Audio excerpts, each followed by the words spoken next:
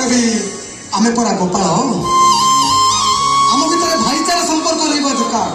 ଏ ଦେଖୁନୁ ଏସବୁ ତୁ ଭାବୁଛୁ କାହିଁକି ଆଜି ପରା ଭୋଗ ଉତ୍ସବ ହାତ ସାରା ମିଶି ଆମେ ଦୁଇ ସାହି ଏକାଠି ରଙ୍ଗ ଖେଳିବା। ନାଇଁ ନାଇଁ ନାଇଁ ସାକୁ ତ ହେଇପାରିବନି। ଦୋଳ ଗୋବିନ୍ଦ ଆମର, ଭୋଗ ଉତ୍ସବ ଆମର, କହ୍ନେଇ ଆମର। ଏ ପରମ୍ପରା ରହିଛି, ରହିଥିବ, ରହିବ। ଏ ପରମ୍ପରା କିଏ ଭାବୁଛି କି?